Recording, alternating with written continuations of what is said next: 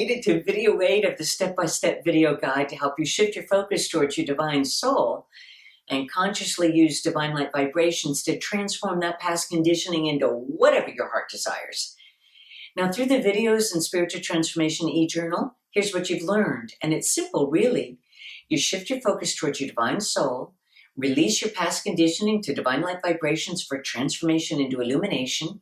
Let your divine soul and divine light vibrations do the heavy lifting. Your job is to allow the process, rediscover new things about yourself, decide what you want, and enjoy. Now, everything else we talked about was to help your ego intellect understand the process so it'll collaborate with moving into the heart of the life that you came here to live and not squeezing into the one you were conditioned to live. Now, let me give you a few pointers on having a conversation with your divine soul. At the beginning, it'll be a bit like playing a game where the other person can only say yes or no, and you have to figure out what they're thinking. But with practice, it'll turn into something much richer, like a vibrational telepathy. Now, first, it's always best if you have these conversations after having done the basic activation of Divine Light Vibrations meditation. Second, it helps you to place your attention behind your solar plexus when you're speaking with your divine soul and asking a yes or no question. That way, your ego intellect can't try to fake a yes. Now, we've talked about how your body can't lie, but that doesn't mean your ego intellect won't try. But it won't be able to infuse an expansive yes vibration much lower than your upper chest area. Now, if you want guidance on something, it'll take a while before you can ask an open-ended question to your divine soul and understand the full answer. So like in any good communication with another person, recap your understanding and say, did I get that right? You'll either get an expansion of yes or a stillness of no. Like in any conversation, if they say yes, then you got it. If they say no, well, then you ask for clarification, right? Same thing with your divine soul. Now, here's another example of how to work with the yes and no at the beginning. Let's say you have a decision to make in your life between two options. Ask your divine soul which is better by saying, for my highest good and the highest good of all involved, is this the best option? Yes or no?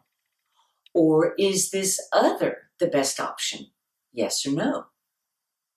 One or the other will have a clearer and stronger yes to it. That'll tell you which is the best direction for you to take. And then it's up to you to decide if you want to follow the guidance or not. Now, if you don't get a clear yes on either, then try repeating them as a statement. This is the best option. Or this one is the best option. Now, if you're still not sure, go for further clarification. Here are two control questions that can help. Are you trying to tell me to reject both options? Yes or no? If you get a yes, well, then there's your answer. Neither option is for your highest good. If you get a no, then you know one or the other is the right option. Release whatever is getting in your way of understanding to divine light vibrations for transformation into illumination.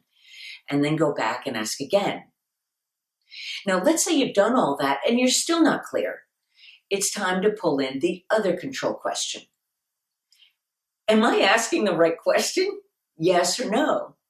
If you get a no, well, then you know you need a course correction in your thoughts. Do another release of anything that's getting in the way of your understanding. We talked about really releasing in the earlier videos.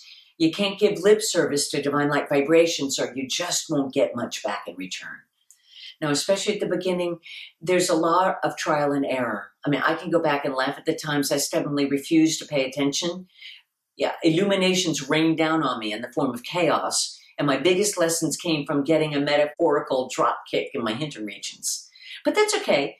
I learned to make quick course corrections, and I also learned to not judge myself because I was too busy shifting my focus back in the right direction.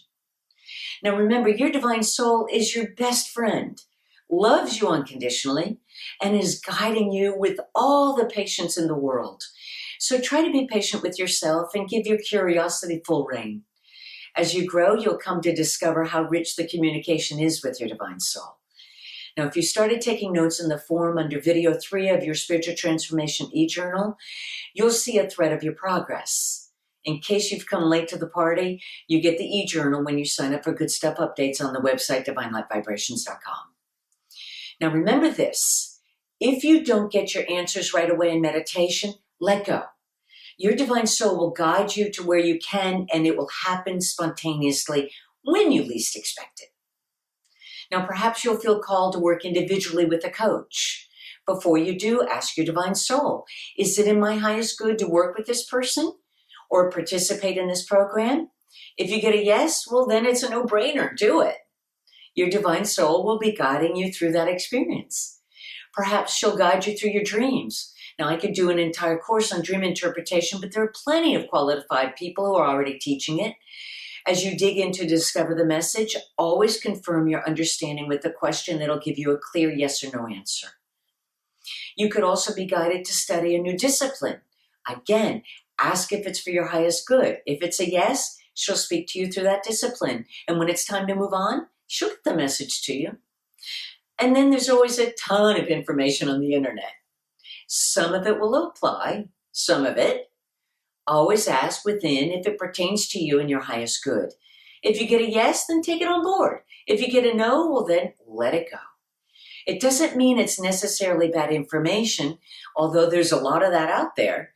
It means that the information simply doesn't pertain to you and your highest good for right now.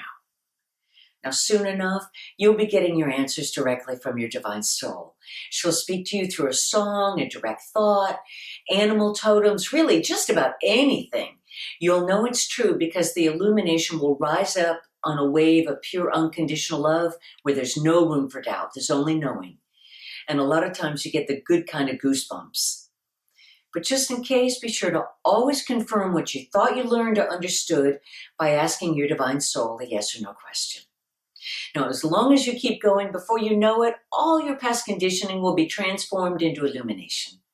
Your heart of hearts will be your home base, and you'll view your world through the union of your divine soul's eyes, not the separation of your ego intellects.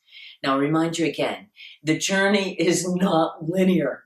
So don't be shy at coming back to revisit the basics. They're the building blocks to your entire Earth experience. Now, I wish you well in your journey. I'm here for you if you need me.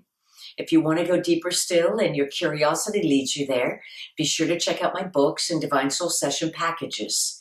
And of course, there's the fact page and Spiritual Stories blog that'll give you further insights. Now, here's my last question. What's the most important thing you learned in this step-by-step video series? Write it in the comments below. Your sharing not only spreads your light, it helps others to understand on deeper levels too. And while you're at it, please spread the word about this website to any and everyone you care about. Their divine soul will thank you, and so do I. May you live your life fully, freely, joyfully, joyously, unlimited, uninhibited, and with a deep sense of well-being. That's your birthright. And anything less is selling out. You don't necessarily have to change your circumstances, but you can change how you live them. The divine in me honors the divine in you.